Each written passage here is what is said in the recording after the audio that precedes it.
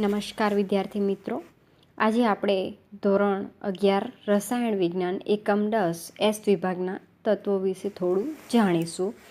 સૌ પ્રથમ તો આવર્ત કોષ્ટક વિશે આપ સૌ જાણો જ છો.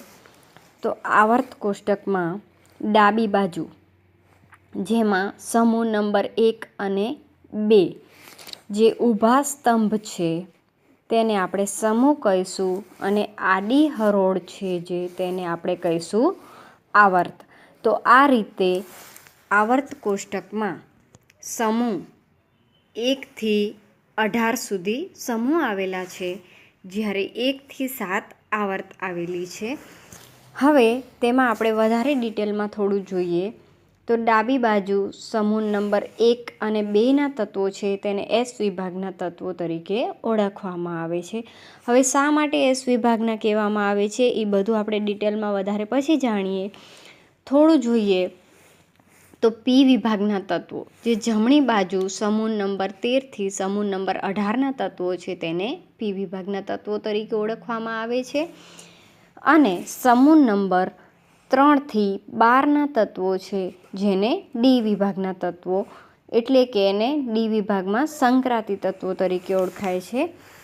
અને નીચે બે જે આડી હરોળ આવેલી છે જેમાં લેન્થેનોઇડ અને એક્ટિનોઇડ શ્રેણી છે તેને એફ વિભાગના તત્વો અથવા તો આંતર સંક્રાંતિ તત્વો તરીકે પણ ઓળખવામાં આવે છે. આટલો તમને બેઝિક પરિચય હતો આવર્ત કોષ્ટકનો.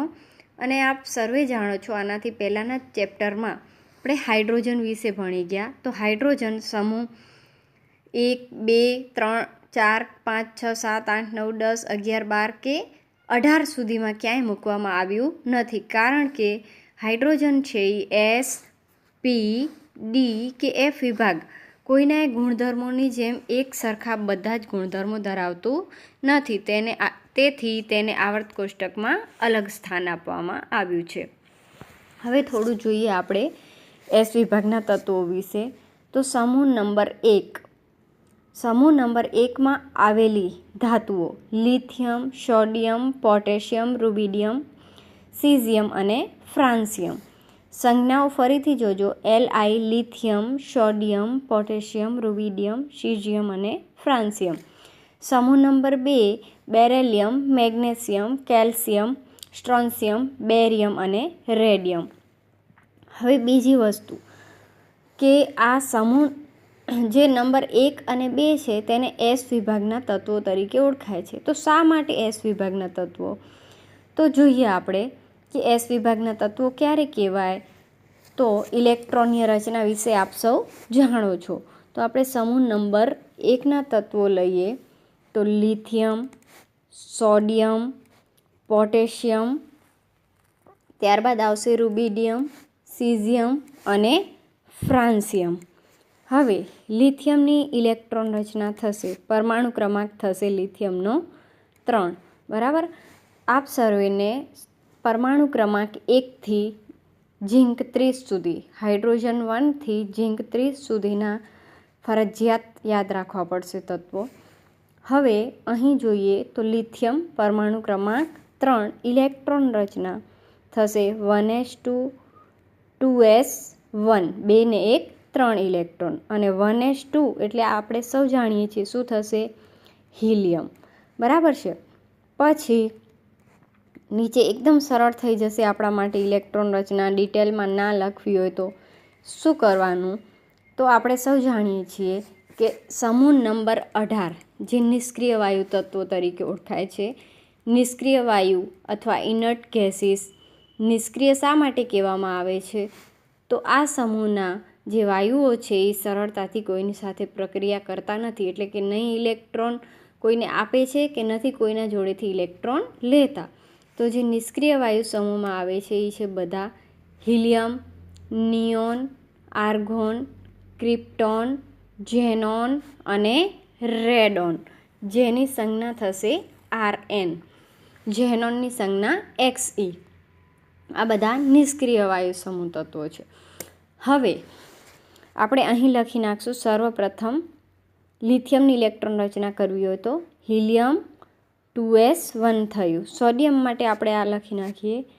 બધામાં પહેલાં તો આપણે નિષ્ક્રિય વાયુઓને લખી નાખીએ તો helium, neon, argon, krypton, xenon અને થશે રેડોન. હવે જોઈએ ઇલેક્ટ્રોન રચનામાં તો અહીંયા 2s1 આવ્યું.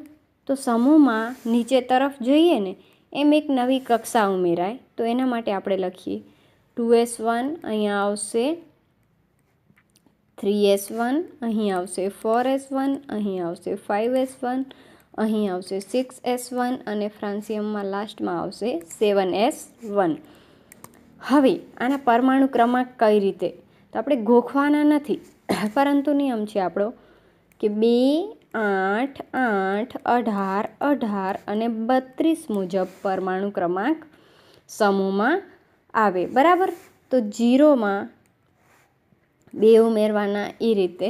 હવે જોઈએ સોડિયમ છે તો આપણે અહીં શરૂ કરીશું 3 + 8 કેટલા થશે? 8, 9, 10 અને 11. તો સોડિયમનો પરમાણુ ક્રમાંક આવશે 11. 11 + 8 કેટલા થશે? 19. તો પોટેશિયમનો પરમાણુ ક્રમાંક આવશે 19. તો 8, 8 ઉમેરી દીધા આપણે. હવે ઉમેરીશું 18, 18. તો 19 + 18, 18 દુ 36 ને 1 37. એટલે રૂબિડિયમનો થશે 37 પરમાણુ ક્રમાંક. એવી રીતે આપણે 37માં ફરીથી એડ કરીશું 18, કારણ કે 18, 18 ઉમેરીએ તો અહીં થશે 7, 14 ને 1 15 નો 5, 3, 2, 5. એટલે સીઝિયમનો થશે 55 પરમાણુ ક્રમાંક. અને 18, 18 બે વખત ઉમેરી દીધા. હવે ઉમેરીશું 32. તો આમાં 32 ઉમેરીએ એટલે અહીં આવશે 87. 5 + 2 7, 5 + 3 8. બરાબર. ફ્રાન્સિયમનો પરમાણુ ક્રમાંક આવશે 87. હવે તમે જુઓ તો આપણને કોઈ પરમાણુ ક્રમાંક ગોખવાની જરૂરત પડે નહીં. એક લિથિયમનો તો આપણે 3 જાણતા હોઈએ. તો 3, 11, 19, 37, 55 અને 87. હવે જોઈએ કે આ રીતે ઇલેક્ટ્રોન રચના જે આપણે બનાવી તો એમાં છે તો હા, હિલિયમનો 2 હોય, નિયોનનો 10, 2 ને 8 10, 10 ને 8 18, 18 ને 18 36, 18 દુ 36 થશે. બરાબર છે. 2માં 8 ઉમેર્યા એટલે 10, 10 + 8 એટલે 18, 18માં 18 ઉમેર્યા એટલે 36. ફરીથી 36 + 18 કરીએ એટલે અહીં આવશે 54, 54. અને અહીં આવશે 54માં એડ કરીશું આપણે પછી 32, એટલે 4 + 2 6 અને 86.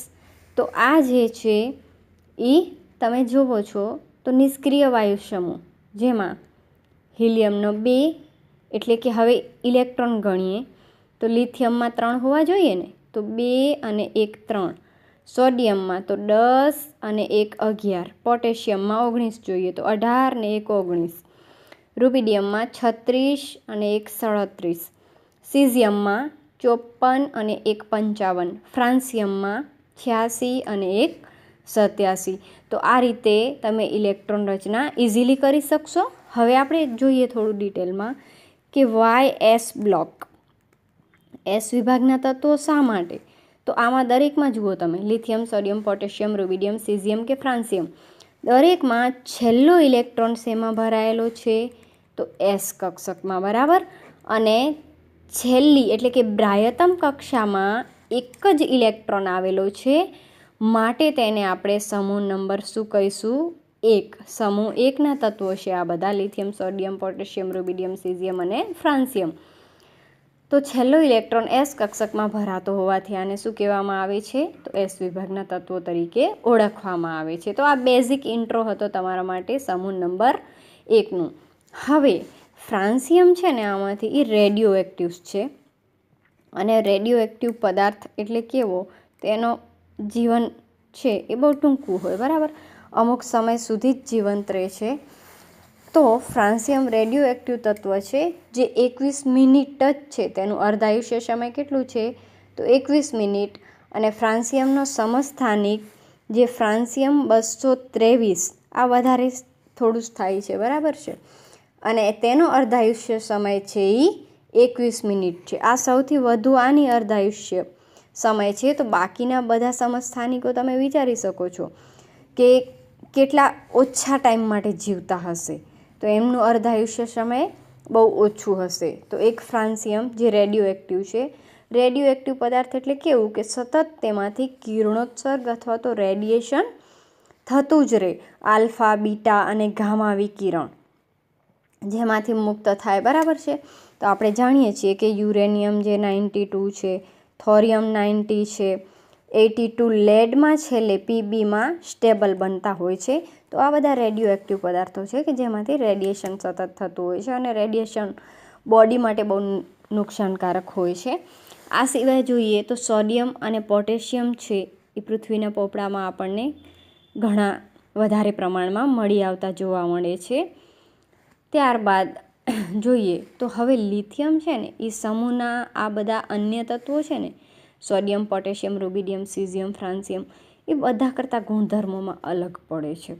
હવે લિથિયમ ગુણધર્મોમાં અલગ પડે છે, પરંતુ શું થાય છે હવે થોડું વિચારીએ આપણે આગળ ડિટેલમાં, કે આ આપણે એસ વિભાગમાં સમૂહ નંબર 1 વિશે થોડું જોયું. હવે જોઈએ એસ વિભાગમાં સમૂહ 1 પછી આવશે અહીંયા સમૂહ 2. તો સમૂહ 2માં આવેલા તત્વો પીરિયોડિક ટેબલમાં આપણે આવર્ત કોષ્ટકમાં જોઈએ તો સમૂહ 2ના તત્વો એટલે આ આવશે તમારે બેરેલિયમ, બરાબર, મેગ્નેશિયમ, કેલ્શિયમ, સ્ટ્રોન્શિયમ, બેરિયમ અને રેડિયમ. ફરીથી જુઓ, beryllium, magnesium, calcium, strontium, barium અને રેડિયમ. તો આ સમૂહ 1 એનો પાડોશી સમૂહ નંબર 2. આમાં તમે જોઈ શકો છો કે 2s1, 3s1, 4s1, 5s1, 6s1, 7s1 એક ઇલેક્ટ્રોન છે બ્રાયતમ કક્ષામાં, જ્યારે સમૂહ 2માં બ્રાયતમ કક્ષામાં 2 ઇલેક્ટ્રોન હશે. જુઓ, 2s2, 3s2, 4s2, 5s2, 6s2, 7s2. Same મેથડથી આની પણ તમે ઇલેક્ટ્રોન રચના લખી શકશો અને પરમાણુ ક્રમાંક બી ગોખવા નહીં પડે, બરાબર. તો આપણે જોઈએ કે beryllium, magnesium, calcium, strontium, barium અને રેડિયમ. તો આ સમૂહ નંબર 2ની જે ધાતુઓ છે તો એમાં કેવું થાય છે કે ઉપરથી નીચે તરફ જાવ ને એમ ધાતુ તત્વનો ગુણધર્મ વધતો જતો જોવા મળે છે.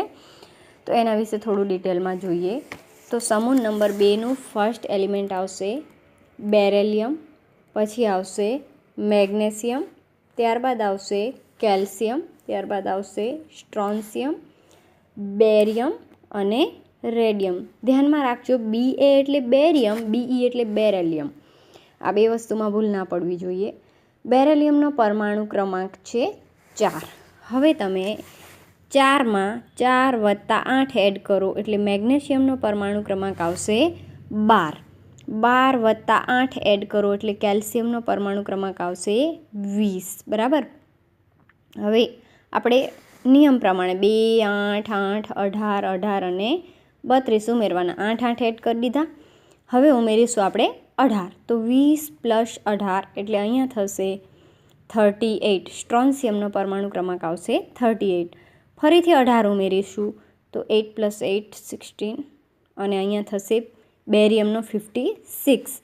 એમાં આપણે એડ કરશું 32, બરાબર. 18, 18 બે વખત એડ કર્યા તો અહીંયા આવશે 88. તો આ પરમાણુ ક્રમાંક છે રેડિયમનું. તો જુઓ, એક બી ગોખવા નહીં પડે કે 4, 12, 20, 38, 56 અને 88. હવે આપણે ઇલેક્ટ્રોન રચના માટે જોઈએ તો થોડું જેમ નિષ્ક્રિય વાયુ સમૂહ પહેલાં લઈ લેતા હતા, હિલિયમ, આર્ગોન, આર્ગોન આવે ન આવે, 18 છે. હિલિયમ પછી નિયોન, બરાબર, નિયોન, આર્ગોન, પછી આવશે ક્રિપ્ટોન, પછી ઝેનોન અને ત્યારબાદ આવશે રેડોન. હવે 2 હિલિયમનો પરમાણુ ક્રમાંક 2, 10, 18, 36, બરાબર છે. આનું થશે 54 અને આનું થશે 86. હવે આમાં હિલિયમમાં 2 ઇલેક્ટ્રોન હોય જ ઓલરેડી, 1s2. તો ત્યારબાદ અહીં 4 છે પરમાણુ ક્રમાંક એટલે આપણે આવશે 2s2. તો ઇલેક્ટ્રોન થયા 2 ને 2 4. હવે અહીંયા 2s2 હતું ને, તો હવે શું કરવાનું, અહીંયા 3s2, 4s2, 5s2, 6s2, 7s2.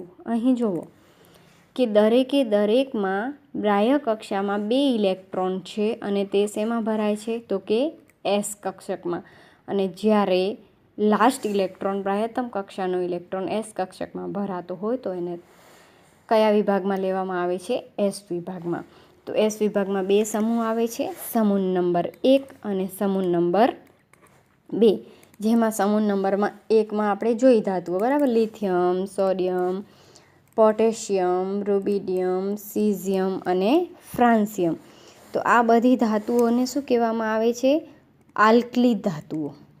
અને આ સમૂહ નંબર 2ની જે ધાતુઓ છે, 2ના ધાતુ તત્વો છે, beryllium, magnesium, calcium, strontium, barium, radium.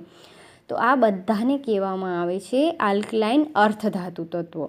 હવે કેમ આલ્કલી, તો આ બધી જ જે ધાતુઓ છે ને, તો એના સંયોજનો, એટલે કે આપણે અહીં એવું કહીશું કે આલ્કલી ધાતુઓ શા માટે કીધી સમૂહ 1 ને સમૂહ 2 ને, તો તે સ્વભાવમાં કેવા હોય છે, તો પ્રબળ બેઝિક હોય છે, એટલે એને કહેવામાં આવે છે આલ્કલી. આલ્કલી એટલે બેઝ, બરાબર. અને આ આલ્કલાઇન અર્ધધાતુ તરીકે ઓળખવામાં આવે છે સમૂહ 2ને. તો આ રીતે સમૂહ 1 અને 2નો આપણે અહીં અભ્યાસ કરીશું આ આખા ચેપ્ટરમાં, જે ડિટેલમાં આપણે ભણીશું. એટલે સમૂહ 1 અને 2 ઉપરથી અહીં શીખવાનું છે, અને આને કહીશું આપણે એસ વિભાગ, બરાબર.